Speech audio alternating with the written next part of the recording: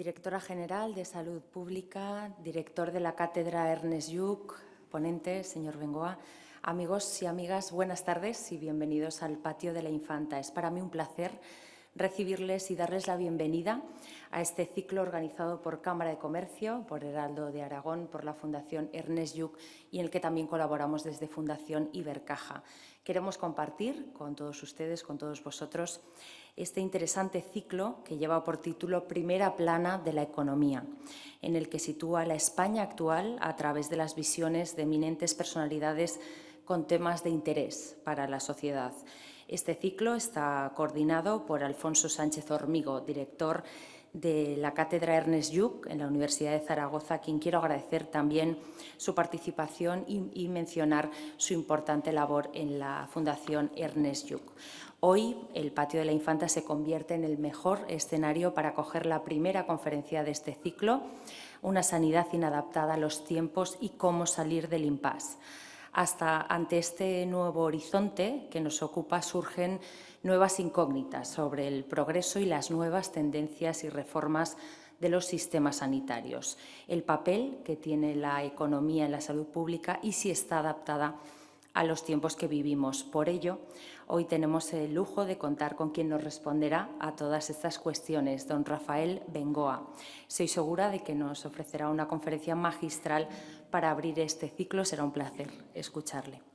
Sin extenderme más, aprovecho para recordarles que la segunda conferencia de este ciclo tendrá lugar el día 25 de abril bajo el título Financiación del Estado de Bienestar y Reformas Fiscales.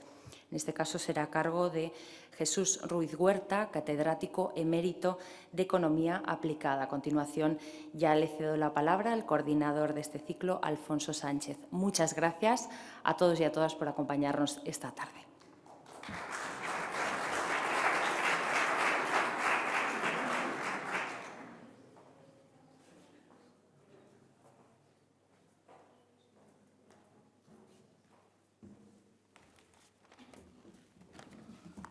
Buenas tardes.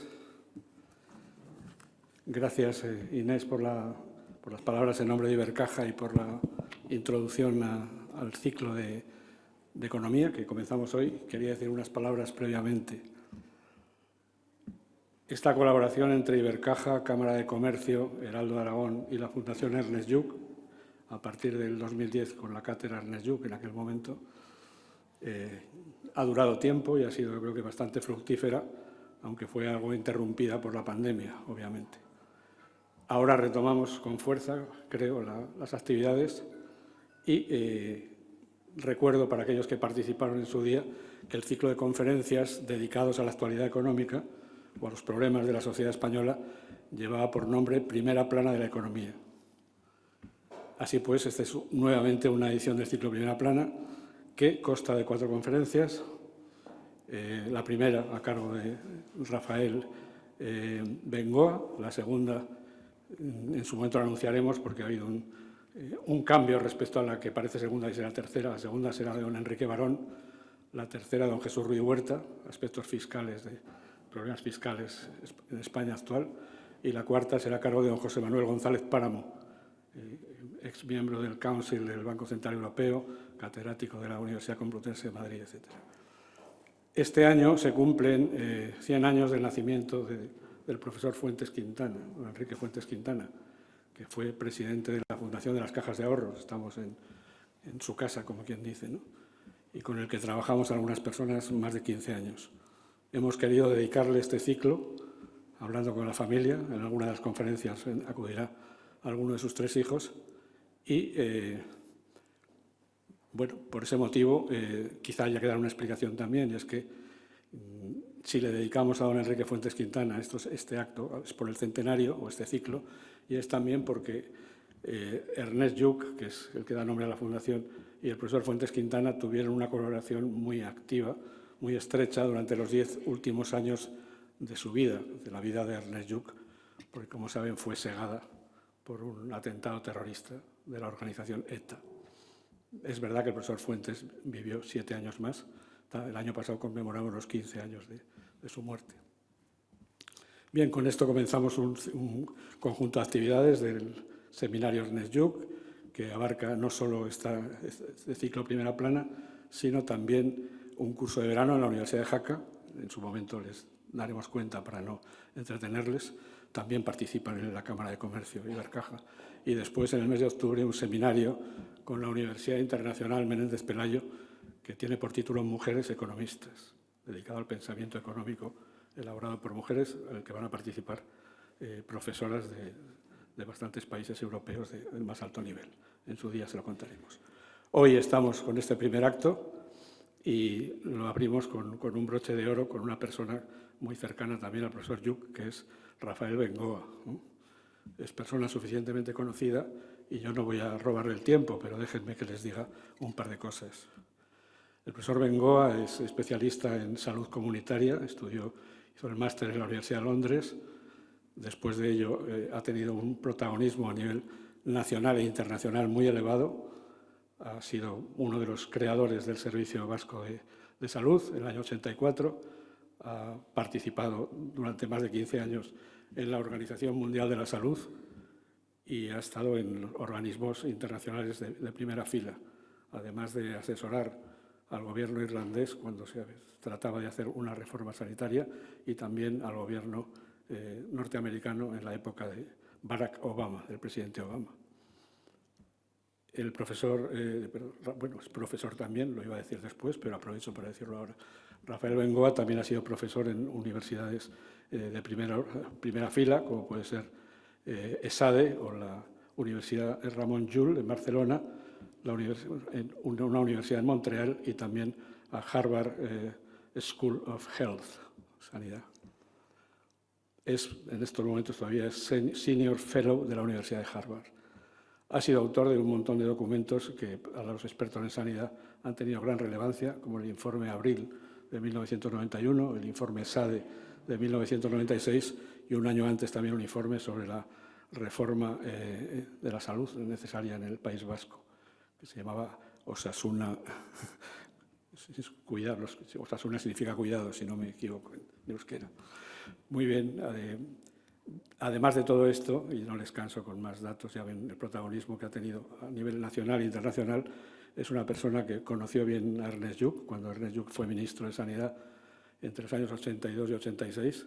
También lo conoció en el entorno europeo, puesto que él estaba en la Organización Mundial de la Salud, y posteriormente acudió a la llamada de Ernest Lluch, siendo ya rector de la Universidad Internacional Menéndez Pelayo, en la Magdalena de Santander, que lo fue entre el 89 y el 95, y organizó allí 2 cursos sobre sanidad que tuvieron el máximo interés y repercusión. No les canso más y agradecer nuevamente a Rafael su generosísima visita a Zaragoza y que esté otra vez entre nosotros después de los 6 o 7 años que habían pasado. Gracias también a las instituciones que han colaborado y especialmente a Ibercaja. Estamos en su casa, en este lugar tan increíble y tan magnífico. Y gracias a todos ustedes por su presencia. Le paso la palabra ya al profesor Bengoa y decirles que al terminar su intervención está dispuesto a responder algunas preguntas si ustedes desean hacérselas. Muy bien, gracias.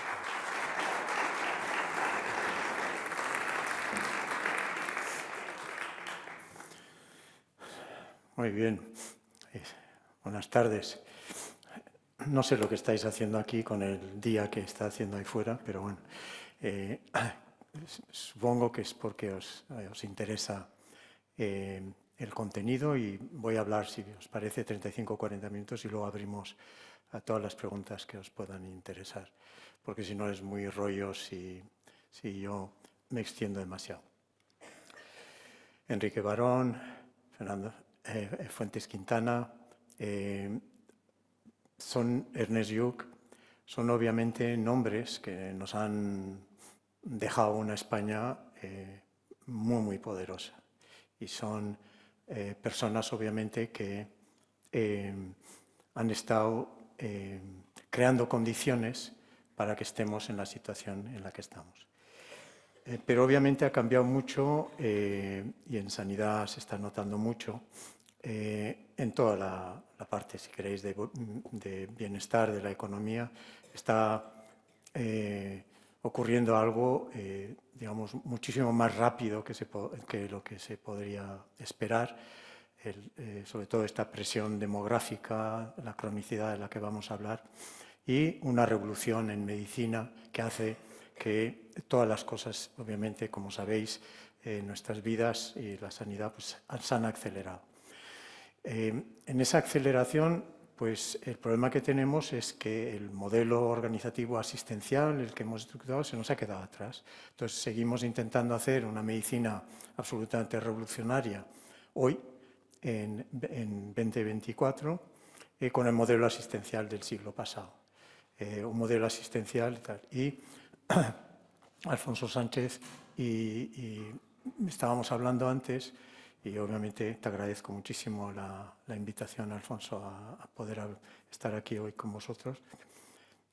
Lo que estábamos comentando es que Ernest Lluch estaría muy preocupado hoy.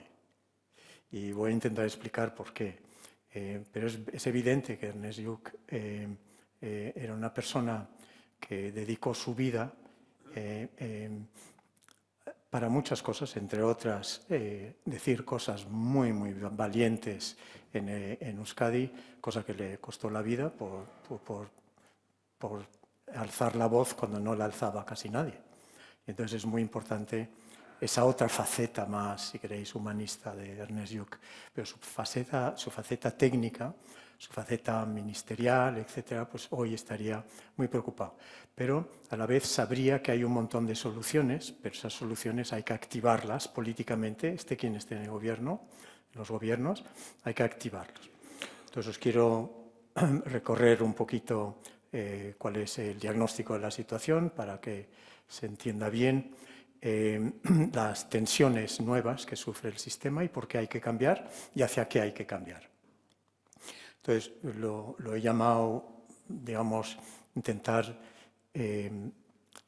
sugerir por qué necesitamos cambiar y necesitamos, obviamente, una visión estratégica nueva, una nueva visión organizativa y un nuevo modelo de gestión, que puede parecer un poco aburrido eso, pero detrás de ese movimiento es el que va a permitir volver a tener 40 o 50 años, creo, de sanidad pública en complementariedad con la privada, pero en estos momentos lo que hay que hacer, como iremos viendo, es reforzar la sanidad pública. Eso es lo que toca hacer ahora.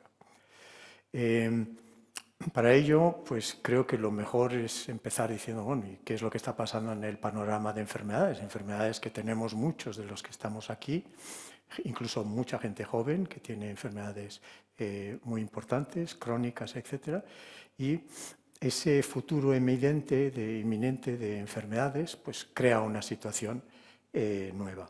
Y es importante comprenderlas para saber cómo preparar estos próximos 40 años del sector salud. Decir que todas las proyecciones indican que dentro de 15 años, que no es mucho, 15 o 16 años, va a haber 2,5 millones más de personas con una enfermedad compleja. Fijaros, algunos aquí tendréis enfermedades complejas, mucha gente con la demografía que tenemos tiene enfermedades muy complejas y la medicina tiene que saber cómo tratar esa fragilidad, cosa que no tenía tanto que hacer, obviamente, con una demografía mucho más joven hace muchísimos años, en la época de Ernest Lluch.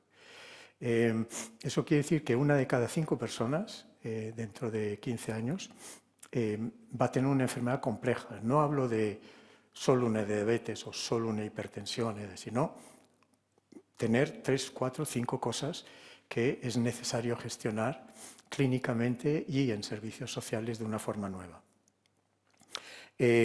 Como podéis ver, se proyecta de que la prevalencia de esas 20 enfermedades, incluido sobre todo enfermedades cardiovasculares y cáncer, el 30% mayor de personas van a estar viviendo con esas enfermedades. Y la buena noticia es que sabemos qué hacer, obviamente, con cáncer y con cardiovasculares, pero el modelo que tenemos asistencial no se anticipa a esas necesidades y lo que es, de momento, todavía demasiado pasivo, demasiado poco anticipatorio y, por lo tanto, crea unas condiciones no óptimas para las personas que tienen esa complejidad. Obviamente también hay que trabajar aquellas personas que solo tienen una enfermedad crónica, tienen 40 años, 50 años con una hipertensión, y eso hay que trabajar. Ya he comentado que el 80% de esos cambios de enfermedades están causados por la tensión demográfica que tenemos. Que obviamente ya hemos oído miles de veces que es buena noticia, pero también no es tan buena noticia. Para el sistema de salud, obviamente hubiera sido más deseable seguir con una demografía como la que teníamos hace 50 años. Entonces, esa lógica de mayor complejidad quiere decir, obviamente, muchas enfermedades a la vez. La buena noticia es que España e Italia, podéis ver, tanto para mujeres y hombres, están arriba del todo en longevidad, y eso es genial, pero también quiere decir que con la pandemia ha habido un descenso. Podéis ver que prácticamente toda la Tierra, con la pandemia, hay un piquito hacia abajo, al final de esa curva ascendente de longevidad, que obviamente es por la pandemia que de repente ha hecho perder años de vida a la Tierra. Eso se va a recuperar bien, pero evidentemente hay que aprender de lo que ha pasado y prepararse para que la próxima vez no haya ese descenso, aunque tengamos una pandemia. No hay ninguna razón para no hacer las cosas probablemente de una forma diferente y que no pegue este bajón el sistema. Bien, comentaba que Italia y España van muy bien, pero que a la vez podéis ver que no todos esos años son años de salud. Por ejemplo, una mujer que tiene 65 años, ahora puede tener una expectativa de vida de otros 12, 13 años, podéis ver. Pero la expectativa de vida sana de esa mujer, de un hombre, es solo la mitad de ese tiempo. Y no hay ninguna razón, con la medicina que tenemos hoy y los cuidados que tenemos hoy, para que eso sea así. Simplemente no hemos todavía intervenido suficientemente para que se comprima el tiempo que pasamos en mala salud. Para que solo sean, yo qué sé, 2 años al final, no 10 o 11 de esa mujer. Y para eso nos hace falta hacer las cosas de una forma diferente. Esto quiere decir que una persona va a pasar bastante más tiempo con una enfermedad, porque como vivimos más, pues vamos a pasar más tiempo con esa enfermedad. Y por lo tanto lo que tenemos que saber hacer en el sector, que todavía no sabemos hacer perfectamente bien, es asegurar que esas personas les estemos ayudando y cuidando durante todo ese tiempo. Con algunos ya no se puede, obviamente, porque ya están en esa enfermedad compleja y tienen 90, 95, 100 años. Pero lo que es importante es que aprendamos que todas las generaciones que vienen, e incluso muchas de las actuales, estén mejor cuidadas que hoy. Y no hay ninguna razón, como digo, para que no podamos comprimir esos tiempos. Si proyectamos que va a haber 2,5 millones de personas más en el año 2040, que es mañana, ya sabéis que esto va muy rápido, y quiere decir que de ese número de personas hay 9 millones de personas que van a tener enfermedades muy graves para entonces, desde ahora hasta entonces. Por lo tanto, ¿qué es lo que le toca hacer al sistema de salud? Pues empezar a cuidar más a los que más necesitan, no estar cuidando todo el tiempo a los que no tienen mucho y que están viniendo al sistema de salud, y que cuando vienen al sistema de salud muchas veces con algo que no hace falta, porque la verdad es que estamos programados para atender a muchísimas cosas que del día a día, están forzando que el sistema esté desatendiendo a las personas que más nos necesitan.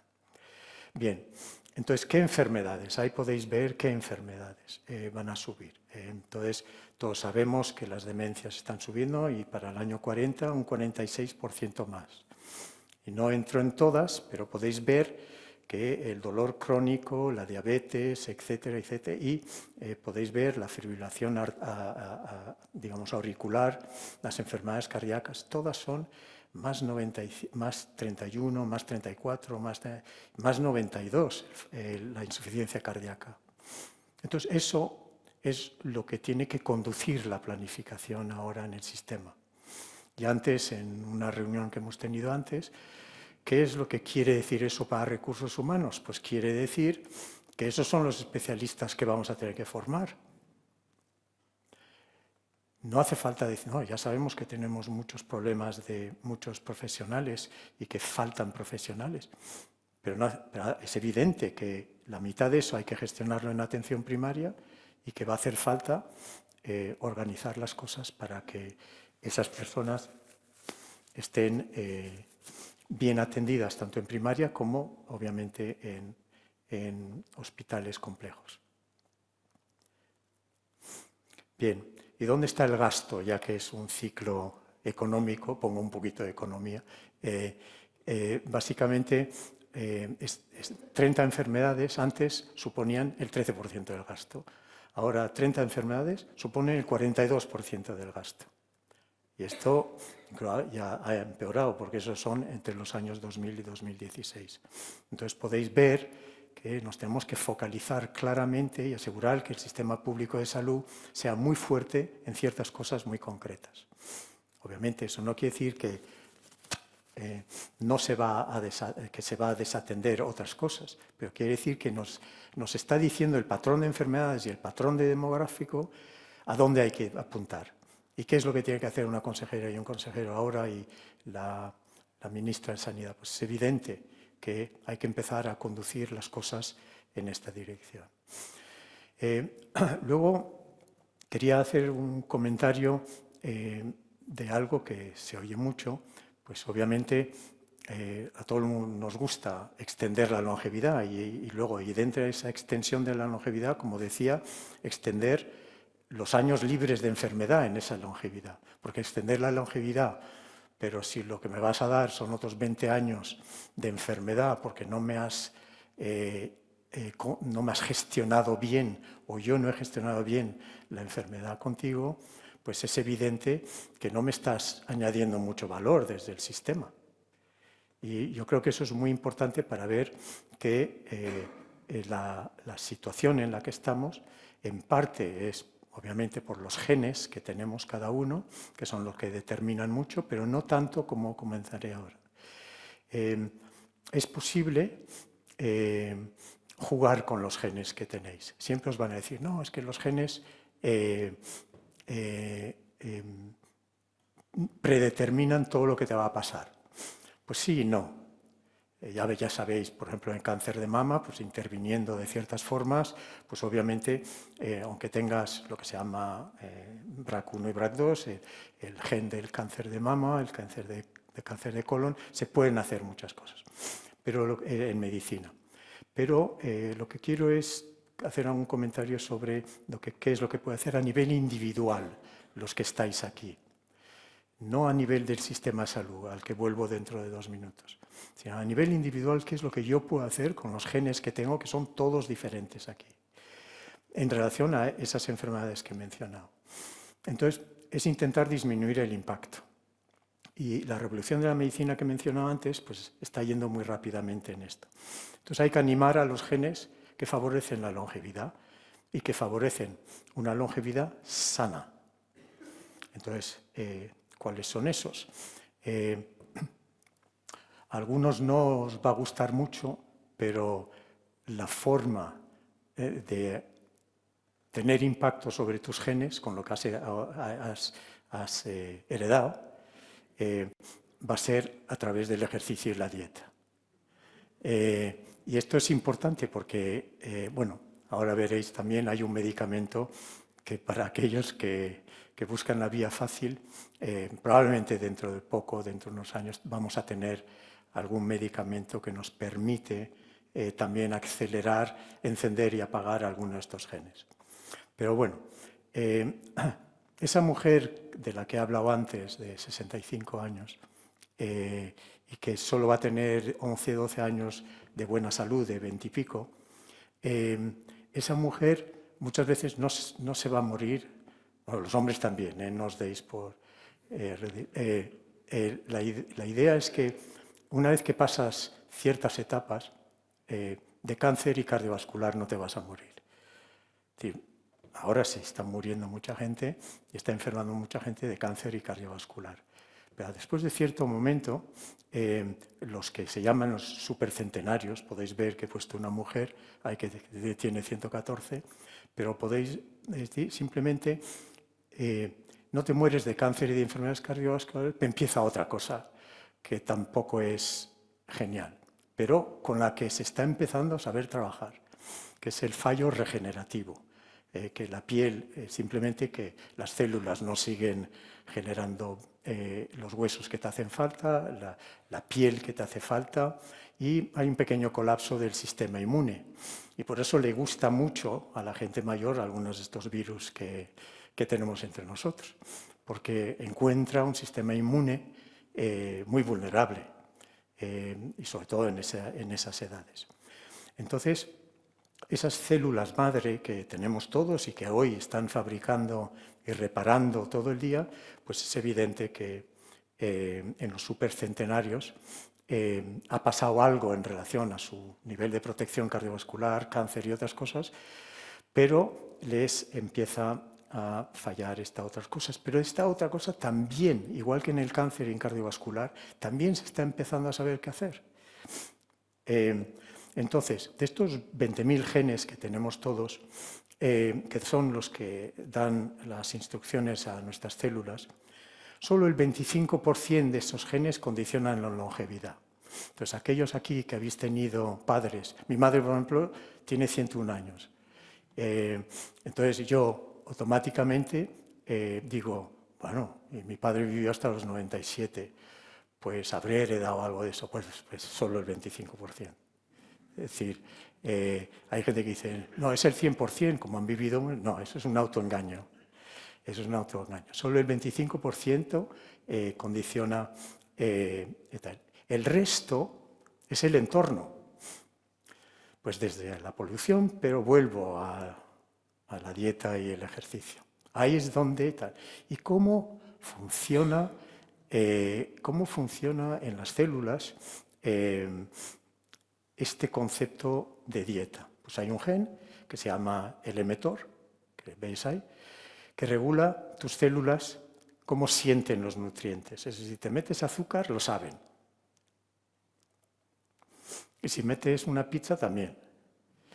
Entonces, lo que hay que hacer es reducir el emetor.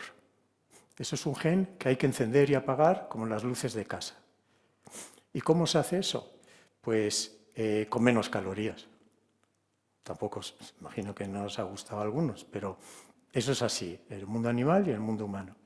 Entonces, las menos calorías hacen que se diluya o se apague durante un tiempo el emetor, ese que siente lo que has comido.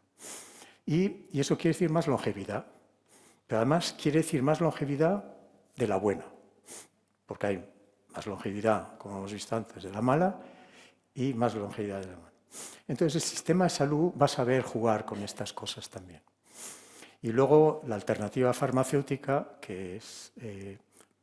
con la que se está jugando, es obviamente una alternativa que apaga y enciende el emetor, que es un medicamento que vamos a querer todos, me imagino, porque si extiende la longevidad y además esa longevidad... Pero hace falta que el sistema de salud acompañe, porque no va a ser solo, obviamente, todo eso. Y luego el otro gen, de que no voy a extenderme tanto, pero el gen, ahí podéis ver, FOX03, ese gen es el superintendente de todos los genes del envejecimiento.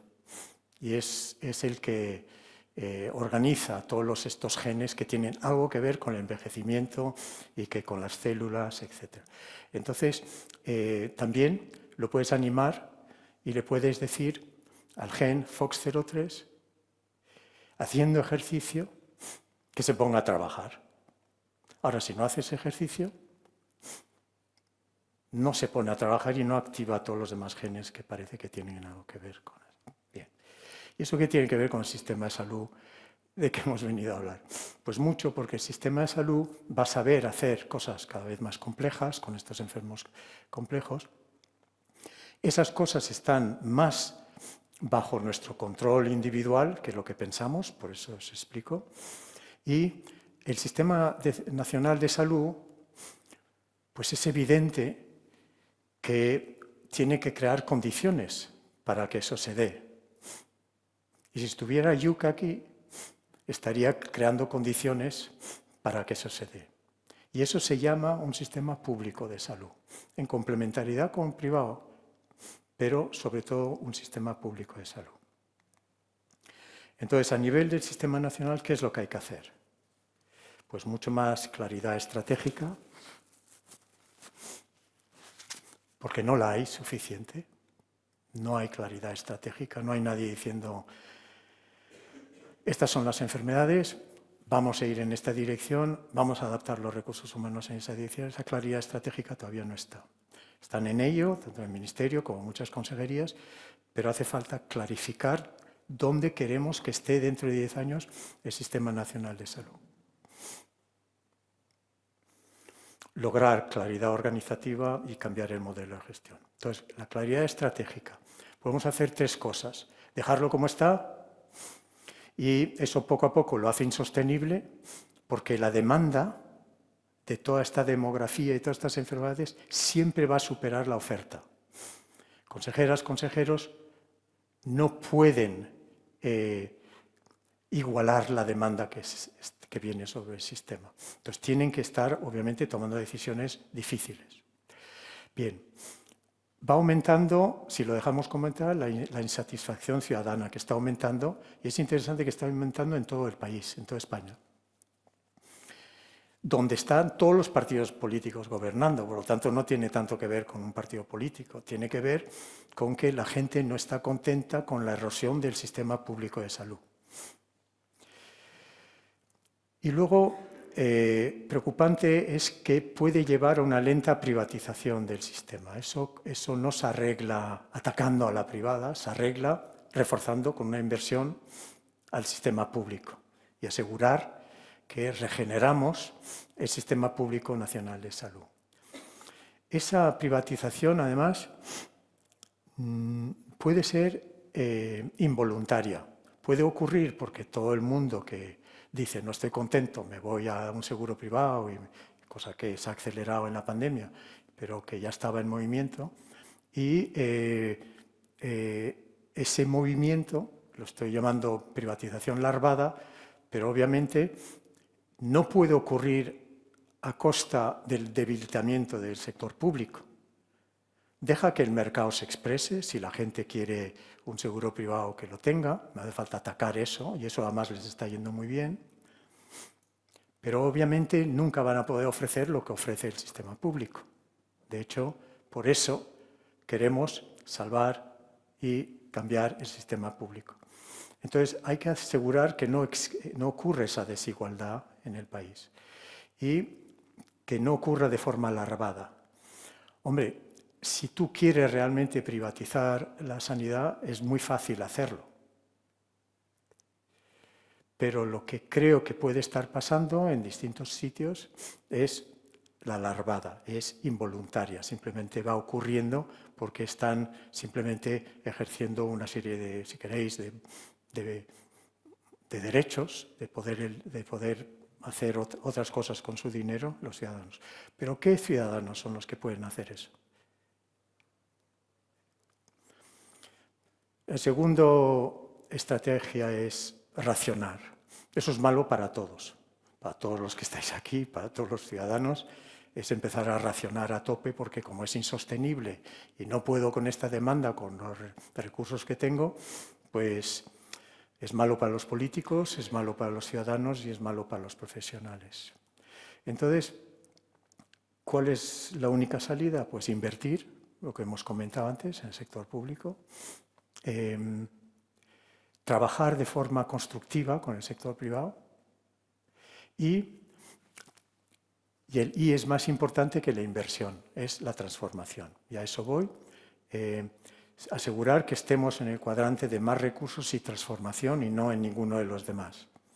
Hay partes de España que no meten ni recursos ni transforman, hay otros que ponen más recursos y no transforman, que no sirve para mucho, y hay otros que no ponen recursos e intentan transformar, cosa que es muy compleja. Entonces hay que hacer más recursos y transformar. ¿Transformar hacia qué?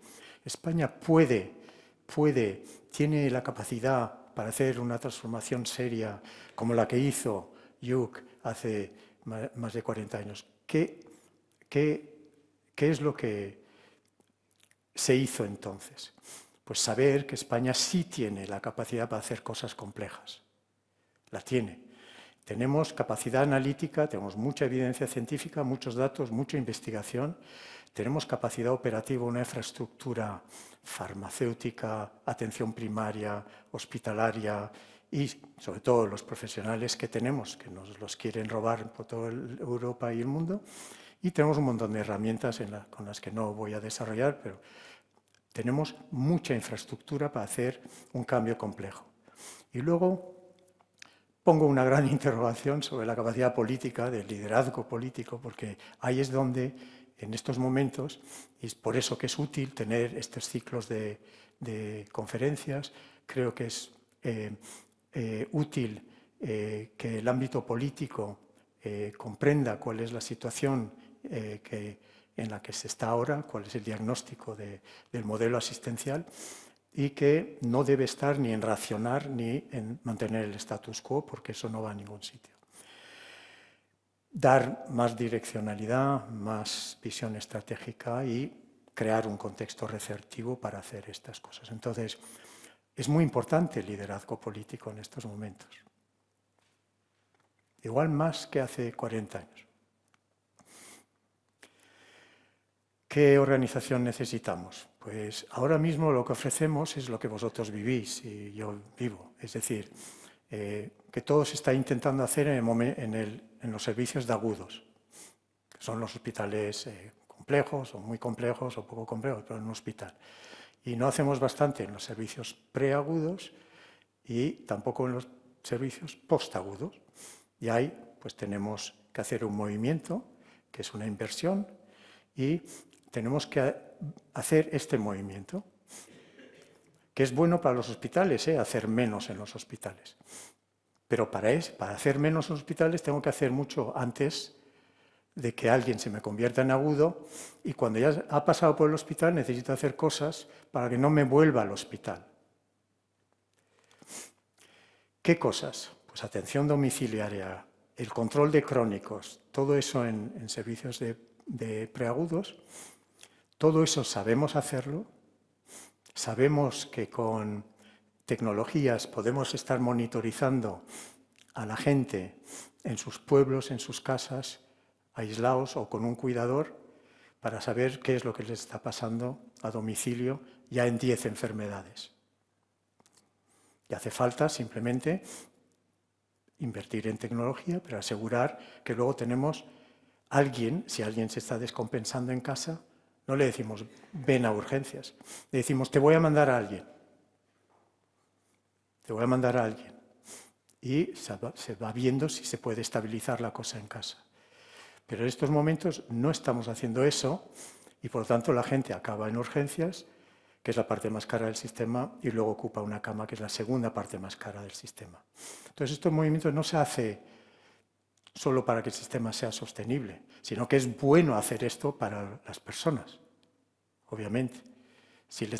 Porque nadie de estas personas quiere estar en el hospital.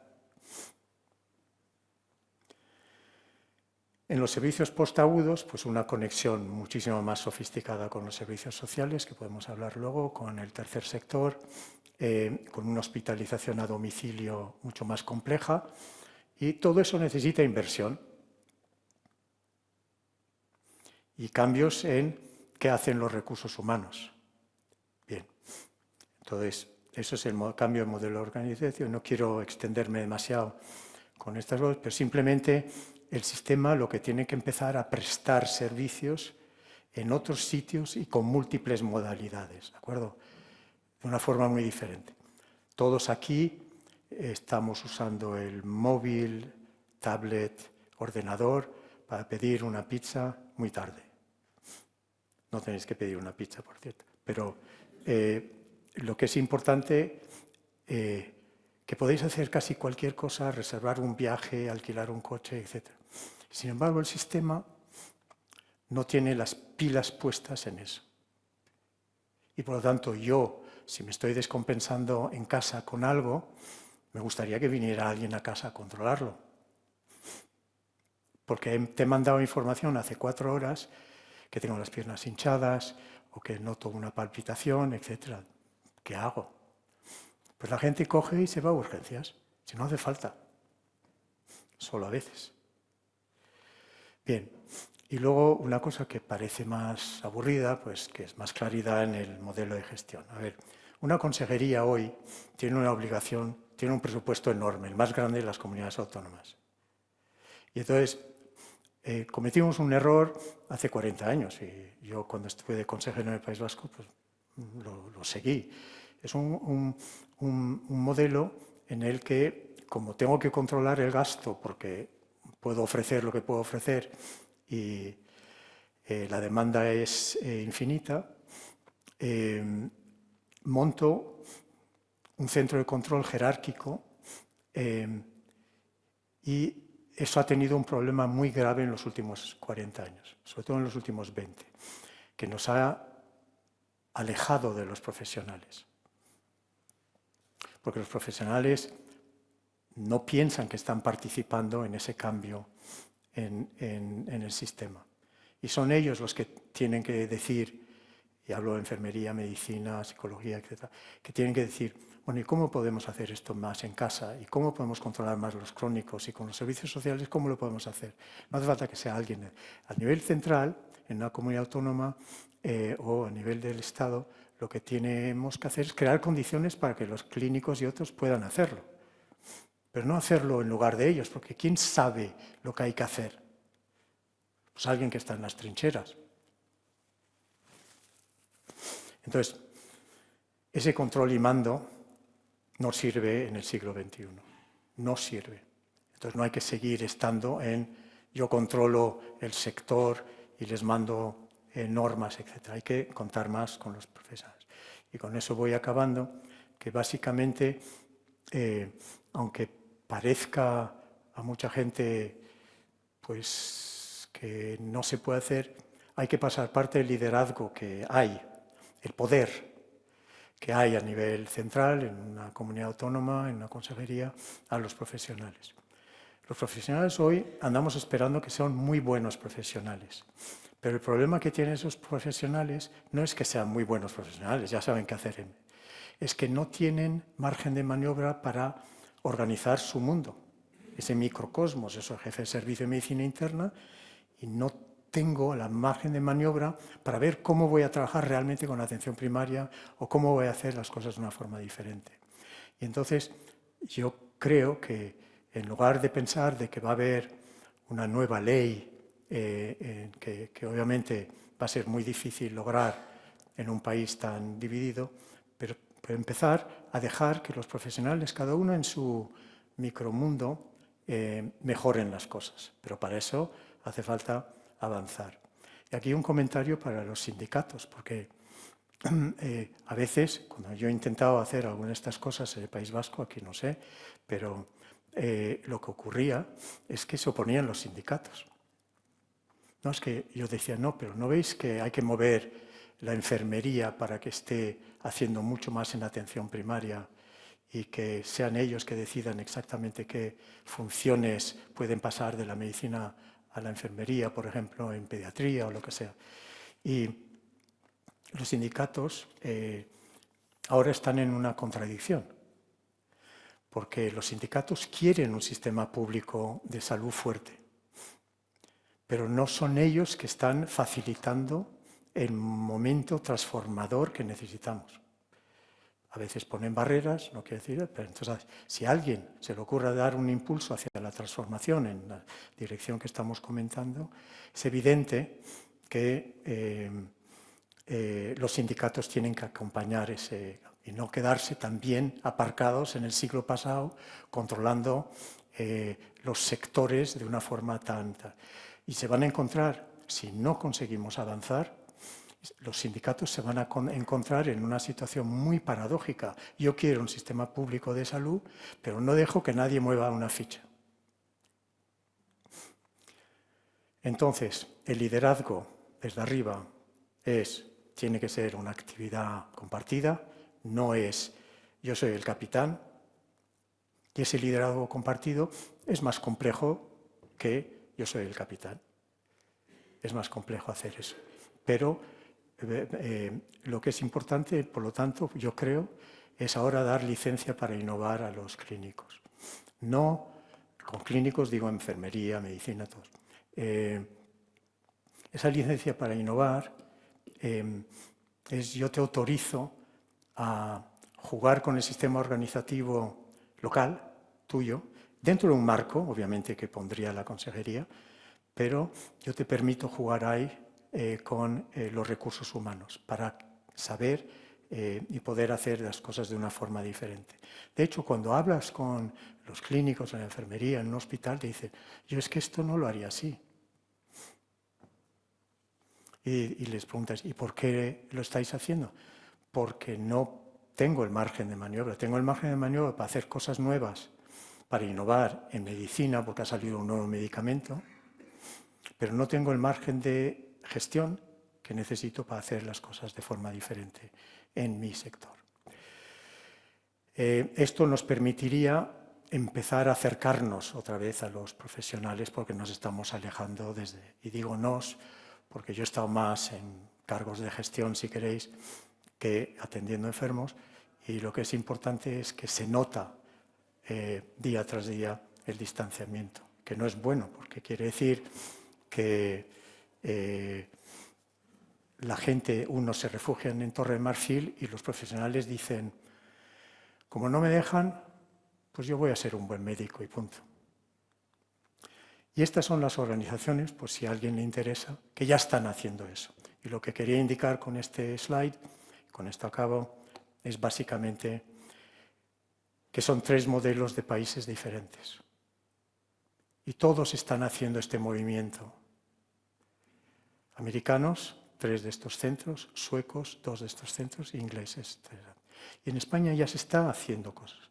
Y como digo, si hay alguien que pueda hacer cosas interesantes por la infraestructura que tiene es España. Pero ahora toca invertir y transformar el sector público para que obviamente sea lo que necesitamos con esas enfermedades complejas que he dicho antes. Y si no veis que se transforma en vuestra comunidad o en España y tal, pues por lo menos activar vuestros genes. Estos genes, los dos, no hace falta que os acordéis los nombres, venga, que es ejercicio y dieta. Y esos genes os agradecerán porque os ayudarán a tener 10 años, 2 años de mala salud en lugar de 10 años de mala salud. Y además vivir más. Entonces es un win-win total. ¿De acuerdo? Gracias.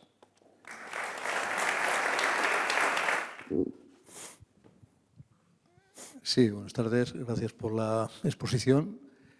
Me llamó la atención cuando en la parte inicial,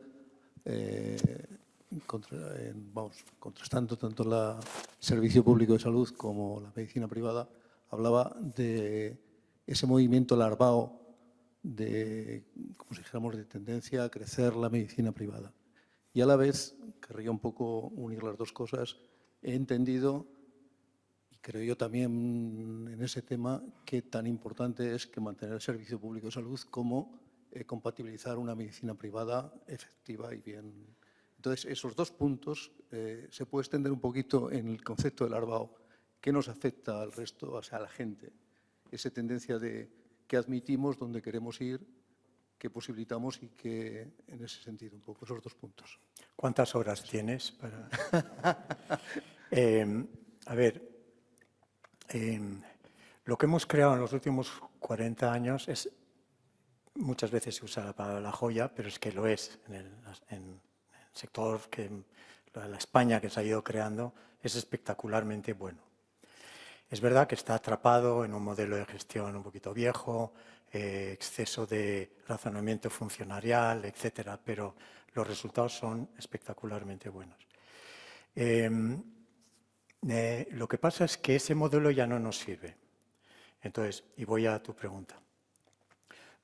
Para regenerar un sistema público como el que hemos tenido y hacer que sea compatible con el siglo XXI, sobre todo con la demografía y estas enfermedades del siglo XXI, la enfermedad compleja y la revolución de la medicina, eso hace falta invertir de forma muy importante en el sector público. La medicina privada ya se está, es decir, no hace falta cuidarla. Es decir, el mercado, ellos creen en el mercado y está bien. Nosotros aquí muchos creemos en el mercado en otras cosas. Yo creo que en sanidad el mercado está probado, sobre todo en Estados Unidos, donde yo he estado mucho, y Obama lo que intentó es diluir el mercado para precisamente que se ofrezca cobertura a las personas que tenían enfermedades. Por ejemplo, el Obamacare, que Trump se quiere cargar, pero que no lo va a conseguir, entre otras cosas porque igual no es presidente, pero lo que importa es que un seguro en Estados Unidos no puede rechazarte si tienes una enfermedad crónica 2 o 3, no puede. No es que tiene un cáncer, bueno, pues te tengo que coger. Juegan a cosas, pero la ley pone que no te pueden rechazar. Y eso es Obamacare. Luego hay otras 800 páginas, pero en el fondo ese es Obamacare. Y entonces, ¿por qué nosotros vamos a ir en una dirección pro-privada, si quieres, generando condiciones ideales para la privada, cosa que puede estar dándose en algunas comunidades autónomas, cuando la gente que se ha inventado el mercado y que vive del mercado, que se llama Estados Unidos y algunos otros, lo quiere abandonar? Porque ven que no funciona el mercado para todas las cosas. Entonces, yo lo que creo es que hay que invertir en el sector público, no hace falta crear condiciones favorables para el sector privado, porque ya se expresa o a través del ciudadano que lo quiere, pero no, si ya creas condiciones para el sector privado, ¿qué es lo que estás haciendo con el sector público? Porque tú eres consejero o consejera o ministra de Sanidad, y si creas condiciones para el sector privado, porque crees que es más eficiente, que es el discurso de algunos, porque crees que se puede controlar las desigualdades, cosa que no es verdad. Entonces, lo que ocurre con ese arreglo es que estás sacrificando el dinero público que tienes que estar invirtiendo en lo público. Entonces, esa es mi contestación. No tenemos que hacer eso. Pero además es que realmente es que no es ideológico. Aunque suene a ideológico, bueno, mis comentarios de Trump son ideológicos, pero aunque suene ideológico, no lo es. Es decir, ¿por qué la derecha en otras partes de Europa, si queréis mencionamos países luego, la derecha quiere mantener el modelo europeo de cobertura universal a través de sus sistemas públicos de salud? Otros lo hacen, como Suiza, por ejemplo. Suiza lo hace a través de un sistema privado. Dice, todos los suizos se tienen que subir a un seguro y todos los proveedores privados se animan y tienen un arreglo con Suiza, que es mercado. Pero Suiza es un país 1000 veces más rico que nosotros y ahora no saben cómo salirse de ese modelo porque supone ya el 15% de su Producto Nacional Bruto. Y el nuestro es el 8% al 9% de Producto Nacional Bruto. Entonces, si te mueves, como todo país, hacia la privada y la energizas, no solo sacrificas la pública, sino que a la vez estás digamos, creando una situación en que se te va a ir mucho más presupuesto nacional en esa dirección. ¿Sí? Has visto en 5 minutos, ¿no? Buenas tardes. Enhorabuena por la exposición y por la clarividencia y el contenido. No tenemos la mejor sanidad del mundo y, por ejemplo, el COVID lo ha demostrado, pero sí tenemos una excelente sanidad que, como usted dice, hay que innovar y renovar. El problema es cómo hacerla sostenible. Entonces, yo soy patólogo en el Servet, entonces me preocupan mucho tipo de enfermedades, pero sobre todo enfermedades degenerativas, enfermedades raras y sobre todo el cáncer. Ahora, recientemente, el Ministerio de Sanidad ha aprobado un catálogo de pruebas genéticas que son de obligado cumplimiento a las comunidades. Son pruebas genéticas con tratamientos muy caros y con pruebas diagnósticas también caras. Yo estoy convencido que esa medicina de precisión, que no me gusta porque parece que la otra medicina no es de precisión, va a ser más eficaz y eficiente, pero a largo plazo. Pero para eso hay que invertir. Entonces, ¿cómo se puede hacer esto sostenible en un país que son 17 países y no todos jugamos en primera división? Y hablo de Aragón, por ejemplo. Entonces, eso es difícil de complementar porque a veces me resulta una falta de equidad e inconstitucional que el futuro de un paciente le dependa más del código postal que del código genético. No puede ser más claro, perdón. Muchas gracias. Sí, sí. A ver, yo creo que algunas comunidades autónomas van a invertir más en este tipo de cosas, esta medicina más personalizada, que otras, y durante ese tiempo va a haber desigualdades. Es decir, de hecho ya hay un montón de desigualdades en España, porque parte de España no tiene el screening de cáncer de colon y otras partes sí. Aquí se está organizando en Aragón ahora el screening de cáncer de colon, pero en partes de España no se ha empezado. Entonces, eso es una desigualdad en algo que controlamos tecnológicamente, que se puede controlar. El cáncer de mama ya está más universalizado. Entonces, a tu pregunta, yo creo que la única cosa que yo haría ahora es que la Sociedad Científica de Genética, los 2 o 3 que se están, porque acaban digamos, de aceptar la especialidad,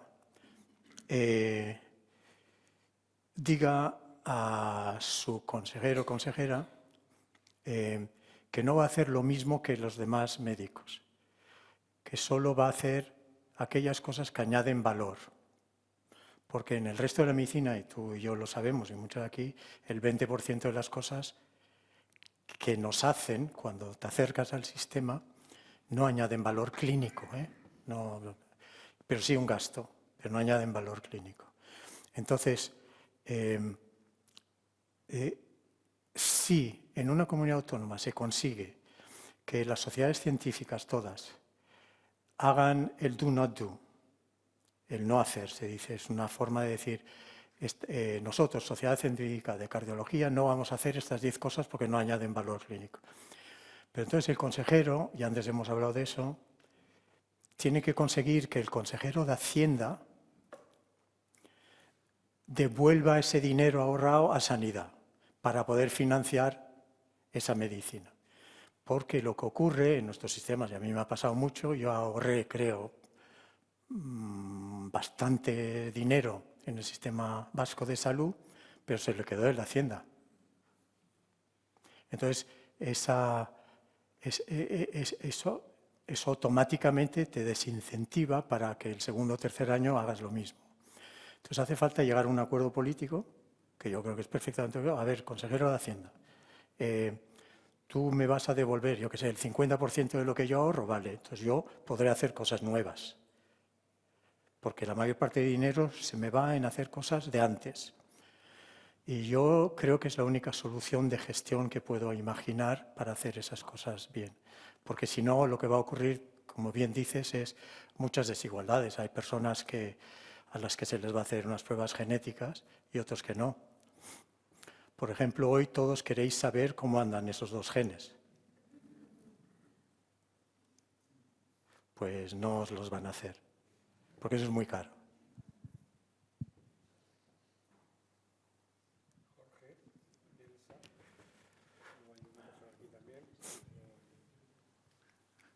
Sí, muy brevemente. Muchas gracias por la exposición, que ha sido muy clara, muy interesante. Solo una pregunta, como economista también, que redunda un poco en esto. En el diagnóstico, sí que es verdad que el aumento de la presión está claro que tiene que ver con el problema que estamos. Hay un aumento de la presión demográfica, por la edad, todo. Pero también yo creo que en ese diagnóstico echa falta un poquito de la disminución de la inversión. Hay datos objetivos que digan que realmente en los últimos años, primero por la crisis de 2008 y después por otras razones quizá no tan confesables, pero que en definitiva que se gasta menos y que esto que se pide ahora no es sino recuperar lo que quizá no deberíamos haber dejado de invertir en estos años. Esta es la cuestión. ¿Hay datos de esto? Porque da esa sensación de que ese deterioro larvado o no tiene que ver con una insuficiencia también de financiación. Pues sí, no, porque España ha metido más dinero en sanidad. Este gobierno, las comunidades autónomas han metido más dinero, ha venido dinero de Europa para hacer un montón de cosas. Lo que pasa es que yo creo que se ha ido todo a manejar la pandemia. Y entonces no ha ido a la transformación. Tú te has quedado, ese dinero se ha ido a invertir en pandemia por las 1000 cosas que había que hacer, cosa que está bastante justificado, y no ha ido a tal. Pero si miras las cifras, España invierte más en sanidad que hace 4 años, y las comunidades autónomas. Pero lo importante es qué haces con ese dinero. Y yo diría, tu pregunta, que es correcta, es qué es lo que hay que hacer a partir de ahora. Venga, esta pandemia ya ha pasado o casi. Badiola me va a matar luego por decir eso, pero básicamente yo creo que estamos en una situación buena como para decir, venga, estos recursos nuevos que vengan de Europa o que quiera Sanidad España o Comunidad Autónoma de Aragón, que vayan a las cosas nuevas, que vayan a las que hemos mencionado antes, que vayan a la innovación. Que vayan a la innovación. Y identificar aquellas cosas que no añaden valor clínico, porque eso es desperdicio. Y además, en sanidad el desperdicio es muy grande. Es muy grande. Mi nombre es José María Artigas, soy radiólogo en el Servet durante más años de los que me gustaría recordar. Me jubilé casi hace 3 ya. Me ha encantado, felicidades. La exposición combinaba profundidad con una claridad que te caracteriza en la exposición. Bueno, después de estas flores, los jubilados hacemos eso. Después de estas flores viene un poco la cuestión. Terminaba la exposición con los profesionales, que me parece un punto clave. Y para los profesionales me parece clave la formación.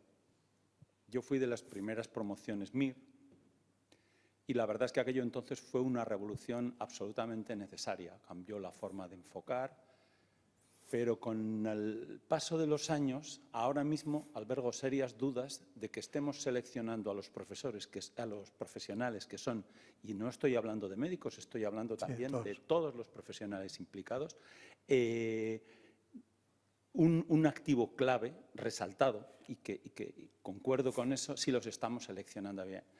Las facultades de medicina a veces tienes la impresión de que preparan el MIR, porque el parámetro que se mide es el MIR, pero es que ya en la enseñanza preuniversitaria, la gente que quiere hacer medicina parece que ya estamos ahí. Y esto me parece que estamos haciendo un sesgo, es decir, el examen MIR o la prueba MIR realmente valora la empatía, valora la compasión que un profesional de la sanidad tiene que tener, toda esa serie de características que desde luego escapan a una 250 preguntas rebuscadas de la última página del libro que miden, bueno, los números unos nos están pidiendo dermatología, que es una especialidad sensacional. A mí que me salen tumores, quiero cada día más a mi dermatóloga, o sea que, pero buscamos especialidades que no tengan mucha carga de guardia. La pregunta es, ¿estamos seleccionando o eso habría que, para poder hacer ese plan que me parece fundamental, habría que replantear eso? ¿Cuál es tu opinión? Bueno, a mí me gusta la descripción que has hecho, es decir, lo que no creo que es que hay que sacrificar MIR, pero que no estás diciendo eso.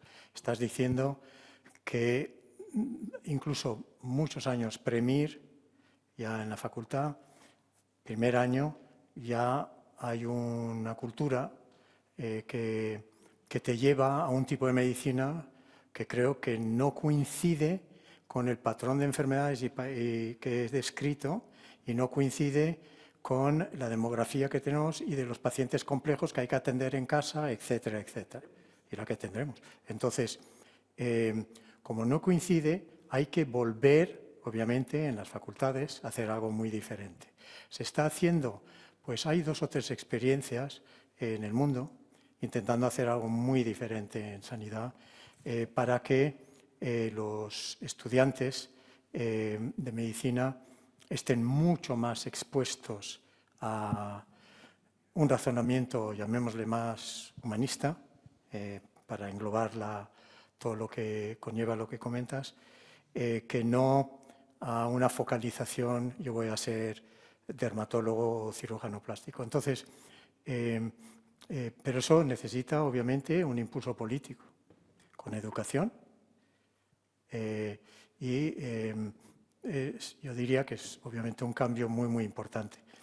Yo creo que la mayor parte de los profesionales, de todas formas, no están ahí, porque consiguen recuperar el tono que necesitan los pacientes al aprender a la vez, obviamente, como médico te tienes que proteger ante tal, porque es la única profesión que hay ahora en la que estás al frente del dolor, al frente del sufrimiento, al frente de la muerte, y se supone que no te tiene que afectar. Pues, obviamente, pues algunas barreras tienes que ir colocando.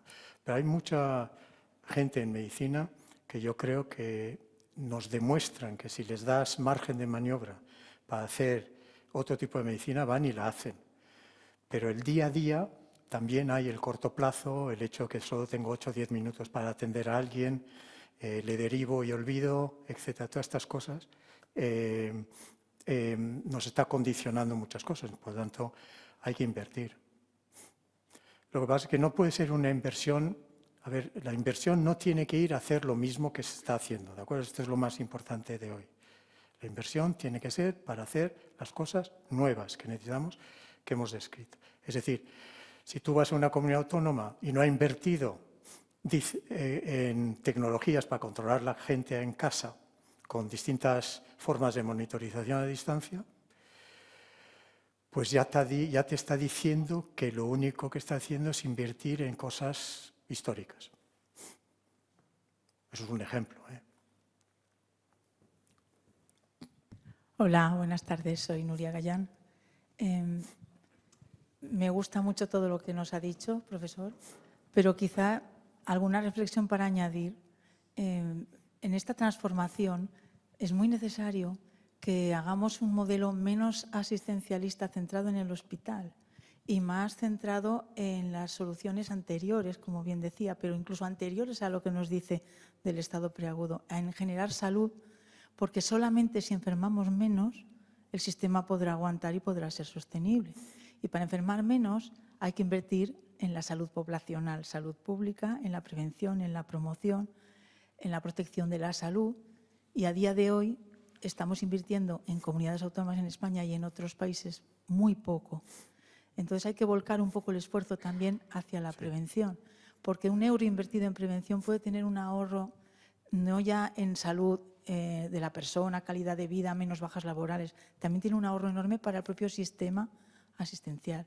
Entonces, ahora mismo, en Aragón, como en el resto de España, la inversión en salud pública preventiva es un 1,8% nada más del total de la inversión. El Departamento de Sanidad tiene más de 2.550 millones de presupuesto, salud pública 51. Si quitamos 19 de vacunas, nos quedan 30 y pocos. Y eso es un mal estructural. Entonces, la pandemia nos enseñó que sin salud pública no hay nada. Ni economía, ni bienestar, ni nada. Se tuvo que quedar las personas sin vida, encerrados en sus casas, esperando a que pasara, ¿no? Hay un informe muy interesante, me gustaría que nos hablara un poco su opinión, Hay un informe muy interesante que demuestra cómo se ha hecho un estudio, una evaluación de cómo se comportó el Sistema Nacional de Salud de España con la pandemia, qué deficiencias estructurales estaban ahí, que no fueron problemas causados por la pandemia, eran problemas preexistentes que la pandemia sacó a la luz de una manera mucho más clara y que hay que hacer una serie de esfuerzos en invertir más, en reforzar la salud pública y en otras amenazas que hoy no se han citado. Es cierto que la cronicidad y la edad es evidente que es el gran problema, pero hay otras amenazas por el cambio climático, las temperaturas, los vectores tropicales, próximas pandemias que pueden venir.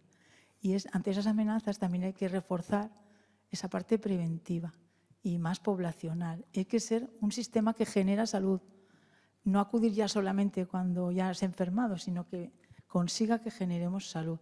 ¿Qué opina de esa distribución de la infradotación de la salud pública en general? ¿Y qué opina de cómo reforzar y cómo reformar, si tiene usted experiencias que las tiene, de reformas de los servicios de la salud pública? Muchas gracias. Bueno, muy de acuerdo, obviamente, con la prevención, pero primaria, que es la que estás comentando, pero yo me dedico mucho a la prevención secundaria, a todos estos crónicos que necesitan mejores cuidados, porque ya están. Y de hecho, mucha gente hoy de 40, 50 años ya están yendo en esa dirección. Por lo tanto, ¿y qué es lo que hace insostenible el sistema? Pues ahora es mucho de eso. Obviamente hay que hacer la prevención que mencionas y en España se ha hecho muy bien, obviamente, en tabaco, regulando el tabaco. Probablemente hay que hacer algo en alimentación, bastante más fuerte. Lo intentó Elena Salgado. Lo que pasa es que hubo una reacción, ella entró a lo que en McDonald's y otros se llama Big, es decir, un batido grande, hamburguesa grande, todo. Y entonces yo creo que le frenaron incluso desde dentro ahí, porque hubo mucha tensión. Pero hay que retomar el tema de la obesidad en España, porque la obesidad ahora está condicionando cardiovascular, cáncer y diabetes. Es decir, 3 enfermedades que están afectando a muchísima gente en España se controlarían más si hacemos algo con la alimentación para reducir la obesidad. Entonces, es evidente que ahí hay que hacer algo a nivel probablemente un poco regulatorio, pero también desde esa. Para contestar a tu segunda parte, yo creo que no he desarrollado lo que eran los sistemas integrados de salud, pero yo creo mucho que la salud poblacional no tiene que ocurrir aquí en salud pública. Yo soy de salud pública. Sino que tiene que ocurrir en el modelo de integración entre hospitales y primaria en una zona, como explicas bien, de salud poblacional. Y por lo tanto ahí tiene que haber un grupo de primaria, hospitalaria, gestores, salud pública, decidiendo, a mí me ha tocado estos 200.000 personas. Y en esa área, ¿qué problemas tenemos? Que son diferentes a otra área y cómo los vamos a atacar. Estamos lejos de eso, pero ahí es donde va, gracias, pero ahí es donde va todo el mundo. La gente va en esa dirección. Perdonad, me han contagiado algo. La idea es, yo, por ejemplo, no tuve tiempo porque me echaron, pero yo hubiera cogido a la gente de salud pública en Euskadi y les hubiera colocado en atención primaria para empezar a hacer, pero porque la gente de salud pública está como demasiado lejos de lo que es la medicina de todos los días. Yo los hubiera metido ahí dentro, venga, pues ¿cuáles son los problemas de estas 200.000? Eso es gente de salud pública. ¿Qué epidemiología tenemos? ¿Qué enfermedades tenemos? ¿Y cómo vamos a hacer cosas nuevas ahí? Y en esa situación intentar reunir a las fuerzas que tenemos en lugar de tener la salud pública aquí, la atención primaria allí y los hospitales allí, que no va a ningún sitio. Buenas tardes. Para innovar, siguiendo con esa conversación, para innovar, hay que educar en gestión. Y yo que soy ingeniero e he intentado acercarme al mundo sanitario, que he encontrado en todos los médicos que quieren esto de gestión, es que no conocen herramientas de gestión. Es que necesitan que los que estamos en el mundo industrial, los que trasladamos metodologías del mundo industrial, expliquemos a los médicos cómo hacer esto, a los médicos, a las enfermeras, a los celadores, a los profesionales. Necesitan educación en gestión para poder creer en esta transformación, porque estoy 100% de acuerdo en que una cultura no se cambia si no pasan 10 años. Y si no tenemos el liderazgo 10 años consecutivo, que ese es político, y cada 4 años vamos cambiando y, por lo tanto, no existe esa permanencia, una actitud permanente en este cambio. Y tampoco tenemos en la parte de abajo, es decir, en todos los profesionales, esa educación en gestión, porque tampoco la tienen en el MIR, porque tampoco la tienen en la universidad. ¿Cómo lo hacemos? Y en el liderazgo no está. Y en las bases tampoco, porque tenemos estupendísimos profesionales. Pero en gestión, en esto de gestión. Sí, pero, a ver, la gente aprende haciendo, la gente no aprende en clase. Y esto es muy importante para los clínicos también. Es decir, si tú les autorizas a hacer, van aprendiendo cómo manejar esa innovación. Van aprendiendo cómo llevar reuniones entre atención primaria y hospitales, pero es haciendo que aprenden. Les puedes ayudar con una consultora o lo que sea, pero sabemos que eso no se aprende en clase. Entonces, tú deja hacer. Y te he puesto esto de nuevo, no sé. Sí, pues aquí, a ver, aquí Intermountain y otra que no está aquí, Geisinger, dos americanas, que razonan en términos de sistemas integrales de salud, mezclan salud pública con lo clínico, etcétera, contratan ingenieros. Geisinger tiene 60 ingenieros. ¿Por qué? Porque los ingenieros razonan horizontalmente, rompen los silos, conectan cosas. Y lo que hacen en esos hospitales, contratando ingenieros, es hacer que los médicos no estén continuamente razonando en términos de verticalidad. Yo he hecho este trocito del paciente, ya te lo paso. Sino yo lo que hace. Entonces, ¿qué es lo que están haciendo los ingenieros? Y nosotros lo hemos hecho en 2 o 3 hospitales españoles, pero básicamente es diseñar una trayectoria para el paciente. Cosa que vosotros es casi natural en vuestra forma de pensar, pero en medicina no, nos educan así. Y entonces, ¿qué trayectoria? No, la trayectoria es que yo hago esto y se lo paso al siguiente ya, pero ¿qué trayectoria queremos entre todos que tenga una persona con una insuficiencia cardíaca? ¿Qué trayectoria queremos? Y si preguntas a veces, no hay respuesta. Porque cada clínico cree que está haciendo lo mejor posible, y es verdad, pero eso no quiere decir que haya una trayectoria limpia y eficaz. Entonces, te contesto porque sé que te va a gustar, hay que contratar ingenieros. Bueno, ha sido un auténtico placer escucharle, doctor Bengoa. Y yo no quiero preguntar como médico, quiero preguntar como ciudadana y como paciente esa parte tan importante en la modificación genética de ese mTOR, si no recuerdo mal, y GEOX, no me acuerdo cuánto, cómo la ciudadanía puede cambiar su forma de afrontar la prevención.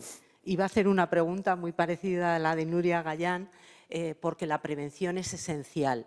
Y además, cómo formar a los pacientes para que sean parte de ese proceso de transformación.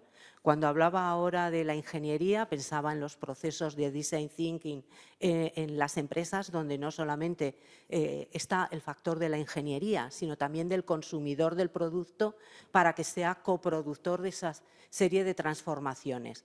En sanidad todavía tenemos alejado a la participación del paciente para poder ser parte de ese proceso de transformación, haciendo que se implique en su estado de salud. Porque una simple campaña no funciona. son más las acciones. ¿Qué recomendaciones haría a quien tiene en sus manos educar a la población? Bueno, yo no creo que es educando solo a la población, sino hay que crear condiciones para que la población, lo que se llama en salud pública, haz que sea fácil la decisión. Es evidente que si la oferta en los supermercados es la que es, el Gobierno no ha creado condiciones para atacar el fenómeno de la obesidad. Y es imposible que el ciudadano medio consiga en un arreglo, si quieres, macro de esa forma, sin reglas, como si la hay en el tabaco, en el que consiga que sea fácil comprar fruta, verduras, etc. Y eso es muy importante en salud pública. Para eso les hace falta dinero. Entonces, volvemos a cómo se educa a la gente, creando condiciones arriba, algunas regulatorias. La gente no quería lo del tabaco. Me acuerdo del País Vasco, me dijeron cuando hicimos la ley, me dijeron los de la restauración, bueno, pero con todo el dinero que vamos a perder, el Gobierno vasco nos va a financiar las pérdidas. Y les dije, ¿y ahí si hay ganancias? Y luego ha habido ganancias, porque la gente ha comprendido que creando un entorno regulatorio era fácil cambiar un comportamiento.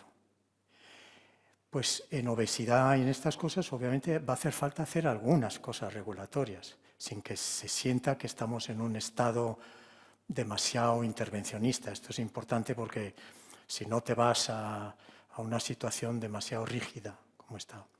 Pero yo creo que hay que crear condiciones macro antes de esperar que los ciudadanos cambien de comportamiento.